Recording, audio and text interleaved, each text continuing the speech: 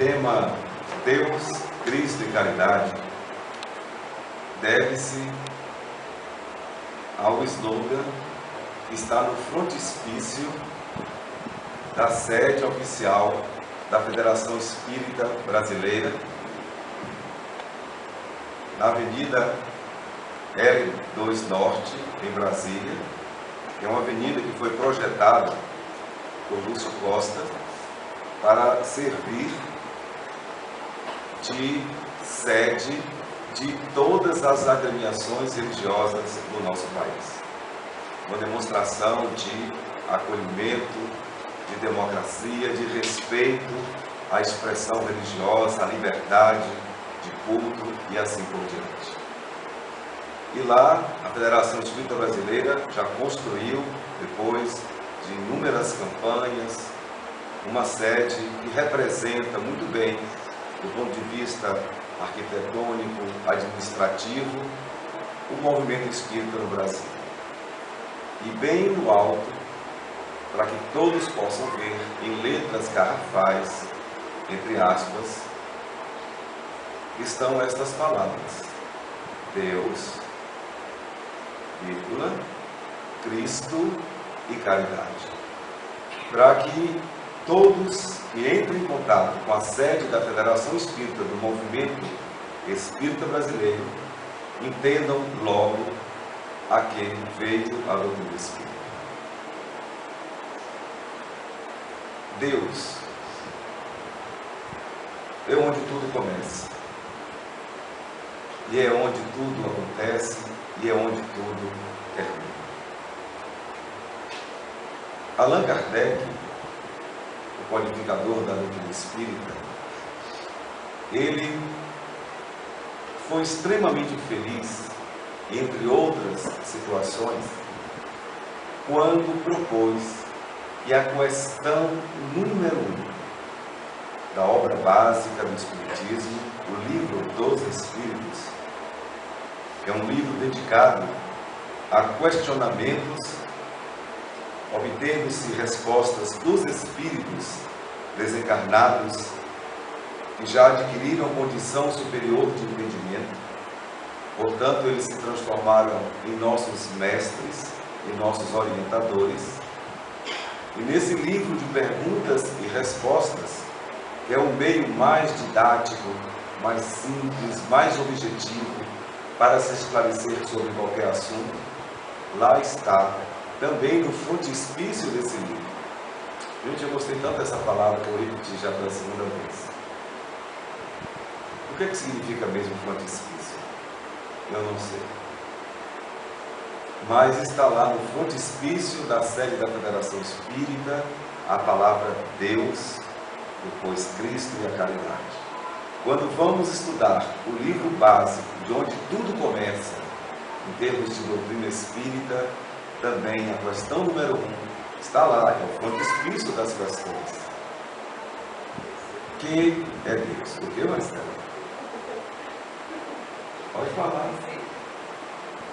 Não sei. Para a Maristela, o frontispício é princípio. Você perguntou ou respondeu? Eu perguntei. Alguém concorda com a Maristela? Então, por que estamos aparentemente usando de forma lúdica a palavra frontispício? Gostaríamos de colocar aqui exatamente isso. Qual é a nossa principal meta de vida? Qual é o nosso principal lema? Qual é o nosso principal foco? A nossa principal meta? O que está na frente, em destaque, em relação aos nossos anseios humanos? O que realmente nos interessa? O que realmente é importante? Para a doutrina espírita, o mais importante é Deus.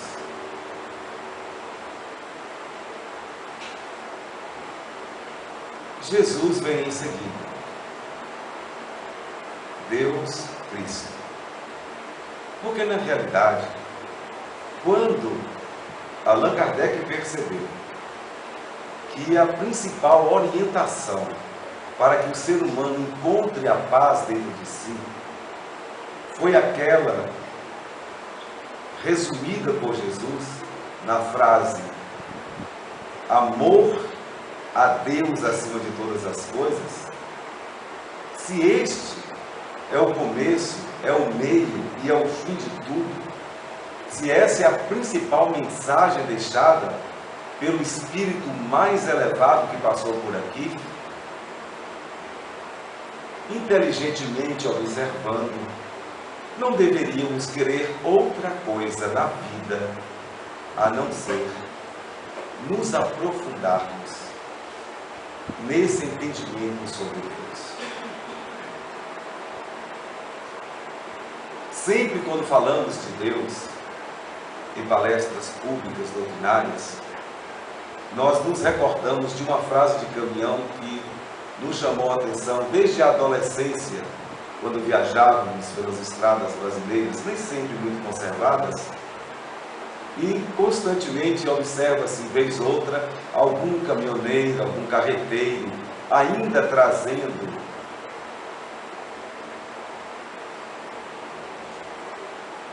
a frase: sem Deus nem peixe. Pronto. Juntemos as coisas. Os focos, as metas. Eu estou falando de foco porque hoje, quem não falar na palavra foco está fora da moda. Todos os programas de gestão, outra palavra importante e na moda, todos os gestores, nós somos todos gestores de alguma coisa, nós temos que primeiramente pensar no nosso foco. Então, se vocês forem fazer alguma entrevista de emprego, falem gestores, gestão e foco, que logo vocês já serão bem vistos. É uma dica quando tiver entrevista de emprego.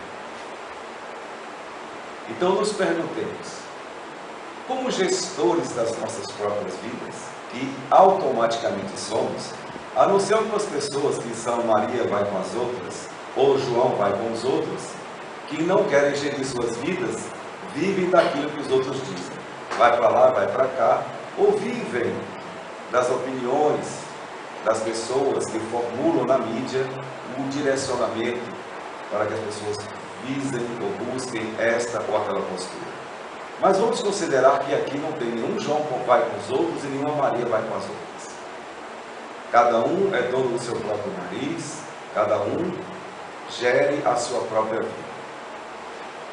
Bom, se somos assim, autogestores, perguntemos, qual é o nosso foco de vida? O foco principal, o frontispício das nossas metas. O que é que está à frente, em destaque, em relação aos nossos objetivos? O que realmente queremos alcançar? Aí parte a primeira reflexão. Porque se tudo que nós fazemos não tem Deus, é certo que o final não vai dar certo. É igual qualquer conta que você queira fazer. Por mais que você acerte na conta, mas se você botar a vírgula no lugar errado, a conta no seu resultado final, no seu produto, será um desastre. E Deus aparece em nossas vidas não como sendo aquele que vai dirigir os nossos destinos. Ao contrário, Deus nos dá plena, total e irrestrita liberdade para sermos os gestores de nós mesmos. Mas Ele, dentro dessa contabilidade humana, da existência da vida, Ele não deixa de ser aquela vírgula. E é uma vírgula, sim, que vai definir o resultado. Deus nos dá a liberdade, mas não abre mão de ser parte integrante das nossas equações. E Ele é a vírgula. Onde é que estamos colocando essa vírgula? Porque se ela não estiver no lugar certo, por mais que nos esforcemos e que sejamos brilhantes no processo de contabilizar, de racionalizar os acontecimentos, no final, tudo será desastroso. Observa-se, por exemplo, que no mundo espiritual, Maria, a mãe de Jesus, ela coordena uma legião de espíritos protetores que tem como finalidade justamente tentar acolher, socorrer espiritualmente centenas, milhares de espíritos equivocados e, enquanto encarnados, não colocaram Deus como prioridade. E todos se esforçaram muito, trabalharam bastante, queimaram pestanas, exercitaram a inteligência, desenvolveram habilidades e, no final das contas, ficaram com aquela impressão de que nadaram e morreram na praia. E muitos repetindo aquela frase, entre aspas agora, depois que deixam o corpo físico: ah, se eu soubesse. Ah, se eu soubesse que seria assim o meu retorno ao mundo espiritual. Então, a legião de equivocados hoje conta com uma legião de espíritos benfeitores que tentam resgatá-los. E a doutrina espírita, como ela é a doutrina dos espíritos, ela nos mostra que todos nós seremos equivocados quando não submetermos nossas ações àquilo que seria agradável a Deus. E quando falamos em agradável a Deus, Jesus, na mesma linha de considerar prioridade inexorável Deus nas vidas de todos nós, ele disse a frase: o sacrifício mais agradável a Deus é o perdão. Quando estamos falando em perdão, na ótica de Jesus, que é a segunda palavra do frontispício da Federação Espírita Brasileira, verificaremos que dentre os equívocos cometidos por nós, que nos trazem constrangimentos, muitas vezes severos, após a desencarnação, após o desenlace do corpo físico, está justamente esta falta de boa vontade para sacrificarmos o nosso orgulho e assim não abrirmos o coração para que o perdão aconteça. Olha só o rumo da nossa conversa. Estamos falando de Deus e de Cristo, se Ele é prioridade ou não, de forma muito prática, porque Deus para muitos de nós é uma abstração metafísica. O que é Deus? É uma inteligência suprema, é a causa primeira de todas as coisas. Sim, resposta brilhante, a maior síntese que se poderia ter a respeito de Deus. A mais perfeita, a mais centrada. Mas e aí? Como tudo isso, Deus como inteligência suprema e causa primeira de todas as coisas, pode entrar no foco das nossas vidas? Aí está. Imediatamente vamos pensar sobre isso. Como é que está o nosso foco em relação ao perdão? Se formos fazer uma equação agora, dentro da contabilidade divina do perdão, um dos itens dos mais sérios da existência de qualquer ser vivente, dotado de inteligência e discernimento, portanto. Nos perguntemos, entre todas as ocorrências da nossa existência, estamos falando pelo menos da existência atual, no campo objetivo de quem está vivendo esse momento de rigidez, estamos em vigília, estamos acordados, pelo menos para essa existência, somos pessoas deste século, deste momento, desta hora, deste segundo. Ainda que não consideremos que tivemos um passado anterior a esta encarnação, ou que poderíamos ter, ou que teremos, a vida pós-mortem, perguntemos-nos sobre o agora, desde que nos entendemos por gente. Tudo que nos ocorreu, todas as ofensas, tudo aquilo que nos magoou, que nos decepcionou, que nos fez, em dado momento, dizer: eu sou infeliz, porque as pessoas com as quais convivi não fizeram comigo o que eu gostaria que elas fizessem. Não ouvi tudo o que eu gostaria de ouvir. E assim, não me sinto realizado ou realizada. A questão agora, em relação ao nosso foco em Deus, é esse. Quando Jesus falou em sacrifício mais agradável a Deus, relacionado ao perdão, é porque ele também localizou como um médico das almas que o grande problema de todos nós, aliás, o único problema que nós temos, chama-se orgulho. E quando a gente não consegue perdoar, quando a gente se sente ofendido, quando a gente se sente vítima, ou se sente melhor do que os outros, é porque o orgulho está exacerbado. Estamos vivendo o excesso de amor próprio, e todo o excesso, ele traz aniquilamento. Ele traz uma consequência ruim. Até se você resolver beber toda a água que está na sua casa agora, porque está calor e você está com sede, certamente você vai ter dificuldades e pode até vir a morrer.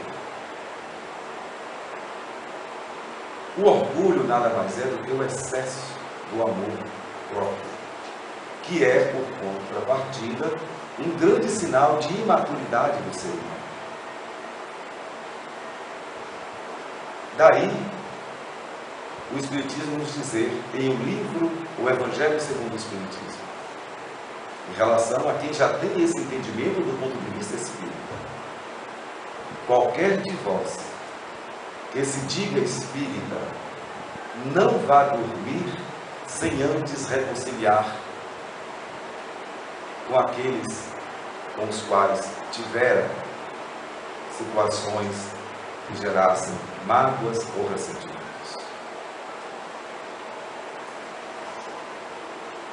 Esse é o principal foco. E nós não somos felizes e nunca seremos. Aí eu posso usar, sem exagero, a palavra nunca. Ninguém nunca será absolutamente feliz enquanto não houver perdoado todas as ofensas. Quando Jesus conversava em particular com os apóstolos, os 12 principais, na época em que aqui estivera, quase 2000 anos, ele falava tão claramente sobre isso, sobre esse primeiro foco, sobre essa primeira forma de estarmos com Deus, que Pedro perguntou: mestre, quantas vezes deverei perdoar o meu irmão quando houver pecado contra mim? Até 7 vezes? Porque era costume de uma certa faixa da tradição judaica que o perdão fosse concedido apenas até 7 vezes. A partir daí, poderia se processar a vingança. Olho por olho, dente por dente. A pena de talhão. Ao que Jesus respondeu: não, Pedro. Em verdade vos digo, não devereis perdoar apenas 7 vezes, quando houverem pecado contra ti, mas 70 até 7 vezes. E o Espiritismo vem e diz 70 até 7 vezes cada ofensa.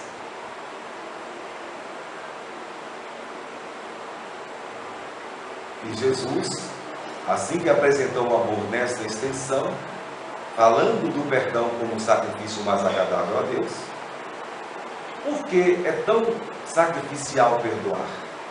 É porque o nosso orgulho é muito grande. Porque as pessoas humildes não teriam sacrifício nenhum para perdoar. Automaticamente veriam no equivocado alguém que está vivendo um momento de ilusão. E por isso, não deve merecer tanta importância assim aquele equívoco, aquela palavra malsã. Mas como o nosso orgulho é muito grande, voltar atrás e compreender, perdoar, relevar, parece que vai ser o fim do mundo. E o mundo vai acabar se a gente tiver que perdoar. Agora há pouco aqui, no corredor, falávamos sobre uma determinada família que vem passando por expiações que causam compaixão. É um drama após o outro, uma dificuldade após a outra, e parece que não vai ter fim. É de dar pena.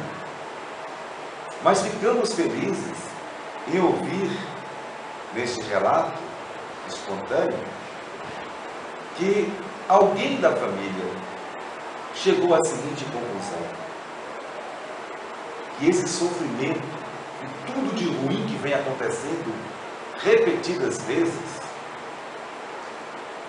deve-se ao tamanho do orgulho das pessoas envolvidas. Ao que automaticamente eu, aqui esse exemplo, a doutrina espírita nos diz isso, que o tamanho da nossa dor tem o exato tamanho da nossa rebeldia. E quando se fala em rebeldia, se está falando de orgulhoso, de desobediente. E em que ponto nós somos desobedientes? Nós somos desobedientes quando a gente não obedece ao que o Cristo nos sugeriu. Quando, por exemplo, a gente ainda se permite guardar mágoas no coração. Isso é uma desobediência extrema à lei de amor. Como é que eu posso dizer que amo se eu não perdoo? É uma falácia. É inadmissível, em tempos de maturidade e de lucidez mental, dentro dessa postura elucidativa que a doutrina espírita nos coloca, diante de nós mesmos, da nossa própria consciência. Porque agora a doutrina espírita fez isso conosco. Abriu o leque da nossa consciência. Nós despertamos. Nós não somos mais ignorantes. Nós sabemos que Jesus está plenamente certo, que Deus realmente tem que vir em primeiro lugar, tem que estar acima de qualquer coisa. E por fim, a Federação Espírita diz: caridade é a nossa vida. O amor é a ética de Jesus, é o princípio universal de Deus, e a caridade é a aquisição moral que vai nos garantir que a ética do amor se transformou em vivência, em virtude. Quando nós falamos em virtude, nós temos que falar em tudo aquilo que está relacionado ao amor. Quem ama, por exemplo, além de perdoar, é paciente, é tolerante, é desprendido, é desapegado, é devotado, abnegado, perseverante. Olha que árvore linda e maravilhosa de virtudes, todas oriundas do amor, que é a maior de todas as leis, onde tudo começa e para onde tudo vai. E o nosso tempo de felicidade ou de infelicidade é relativo ao modo como lidamos com o amor. Quanto mais amarmos, mais rapidamente experimentaremos a real felicidade, sem mácula, sem mescla, sem ilusões. E quanto mais nos demorarmos na postura, na tentativa, na ação moral de sermos virtuosos pela caridade, mais sentiremos as sensações desagradáveis de infelicidade ou de insatisfação. Só é solitário quem não é solidário. O Rotary Club, uma das maiores agremiações do nosso planeta, de benemerência, de filantropia, já vem colocando isso para as agremiações em toda parte. Vivemos um fenômeno psicossocial dos mais estranhos na atualidade. Nunca teve tanta gente aglomerada, o planeta nunca esteve tão densamente povoado quanto agora. E ainda assim nos queixamos de solidão. Mas o que é isso? Como é que vamos explicar esse fenômeno? Como é que as pessoas estão quase que sem espaço para respirarem, porque estão em grande quantidade no planeta? Permitam a forma hiperbólica de colocar a frase. E ainda assim queixamos-nos de solidão. Mas sabe o que é isso? A solidão é o resultado imediato do orgulho, que é o egoísmo, que é um filho direto do orgulho. O egoísta, aquela pessoa que vive apenas para si, em torno de si, única meta é atender a si próprio e aos seus interesses. Olha que convergência infeliz. Se a recomendação do Cristo é ame a Deus acima de todas as coisas, a gente muda a proposta e diz assim: não vou amar a Deus nada acima de todas as coisas, eu vou amar a mim acima de todas as coisas. Primeiro eu, depois eu e de novo eu. Foi esse mesmo slogan que motivou a massificação de Hitler em querer construir um planeta onde apenas os brancos teriam espaço. Coisa recente. E assim, não importa se é um Hitler, se é um gueto, se é um movimento político, quando essa centralização de que só me interessa a mim, aos meus, esse processo de corporativismo em que nós estamos envolvidos, nós teremos como resultado essa situação. Nós vamos nos sentir a sós em plena multidão. Igual um amigo meu falou, que um dia ele estava sentindo uma depressão tão grande, estava tão se sentindo sozinho, abandonado, que ele resolveu comprar uma camisa de um bloco dos mais famosos e populares em Salvador. E talvez assim, naquela aglomeração, ele iria sair daquela sensação de solidão. Ele disse que foi pior. E ele estava ali no meio de todo mundo, pulando, dançando. Ele olhava para todo mundo e ele se sentia o homem mais só do mundo. Ele disse que não deseja para ninguém essa situação. Depois, essa pessoa se tornou espírita e passou a refletir e compreendeu que, na verdade, aquela solidão era o seu isolamento do mundo. Ele que não se permitia compartilhar, conviver com as diferenças, aceitar as pessoas como elas são, aceitar o não, e assim enxergar que cada pessoa é o que é, e pronto.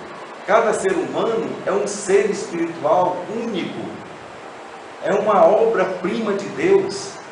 E quando a gente tem essa visão de alteridade, de concepção universal e de respeito às individualidades, nós não vamos mais nos sentir excluídos, nem vamos ficar formando panelinhas ou guetos, skinheads, ou qualquer slogan parecido. Existe também um egoísmo de casta, o egoísmo de grupo, o egoísmo de facção, o egoísmo de religião, gerando um exclusivismo que é o mesmo princípio de isolamento e vai gerar os distanciamentos e essa sensação infeliz de que estamos isolados no mundo. Vejamos, quando a Federação Espírita tem essa demonstração pública de dizer que a doutrina espírita propõe isso. Primeiro Deus, Em seguida, imediatamente, ato contínuo, Cristo e a caridade. Sem esta tríade observada na nossa reflexão do dia a dia, podemos ter a certeza que no final tudo ficará mal. Mas se nós sairmos daqui entendendo, primeiro Deus, segundo Deus, terceiro Deus, sempre Ele, o que Deus faria se estivesse no meu lugar? Jesus, observando apenas isso, não precisa falar muito, não precisa ter cátedra, não precisa ter intelectualidade teológica para aprofundamento dos textos bíblicos, que muitas vezes geram mais controvérsias do que esclarecimentos. Bastando apenas observarmos esta frase: ame a Deus acima de todas as coisas e ao teu próximo como a ti mesmo. Que bom que a gente se ama, isso é bom. Autoestima, eu me amo, que bom, isso é importante. Até aí é válido se ser egoísta, entre aspas. Mas se eu me amo tanto assim, se eu quero tudo para mim de melhor, então eu vou mudar o meu foco. Eu vou primeiramente lutar para que tudo de bom que eu quero ter, eu vou lutar para que os meus semelhantes tenham. Quem é meu semelhante? O meu próximo. Olha que beleza que Jesus falou. Ame o teu próximo como a si mesmo. Quem é o teu próximo? É qualquer pessoa que você esteja vendo, que você esteja tocando, que você esteja se relacionando. Qualquer pessoa. Este é o próximo. Quem está próximo, então, deverá receber toda a nossa atenção, todo o nosso desvelo, para que esta pessoa seja feliz. Depois que Jesus explicou tudo isso aos apóstolos, houve uma dúvida quando Jesus disse que muitos falariam de Cristo, da sua presença aqui ou acolá, mas que nem todos estariam de fato vivenciando isso. Muitos seriam figueiras secas. Ao que João pergunta, o evangelista: como é que nós poderemos saber onde estão os verdadeiros seguidores das ideias deixadas por Cristo? Onde ele diz: é pelo fruto que se conhece a árvore. Os meus verdadeiros discípulos serão conhecidos pelas lágrimas que secarão, por terem dado o que comer aos famintos, o que beber aos sedentos, abrigado àqueles que estiverem sem casa, visitado os que estiverem doentes ou encarcerados, aqueles que estiverem se desnudado para vestir o outro que esteja nu. Fazendo todas estas coisas, reconhecereis aqueles que de fato estão seguindo as orientações do Evangelho. É a federação quem propõe isso. Deus, Cristo, caridade. Como profitentes da doutrina espírita, como adeptos do movimento espírita, nós deveremos inserir cuidadosamente, com muita responsabilidade, com muito critério, todas essas informações e que tenhamos em nossa mente registrada a frase: Deus acima de todas as coisas e ao próximo como a mim mesmo. E aí nós poderemos todos os dias irmos nos arrumando na caminhada evolutiva para que de fato possamos moralmente adquirirmos as verdadeiras virtudes originadas do amor. Porque o amor é a própria verdade, porque o amor é o próprio Deus. Foi isso que Jesus nos ensinou. E muito obrigado a todos pela respeitosa atenção.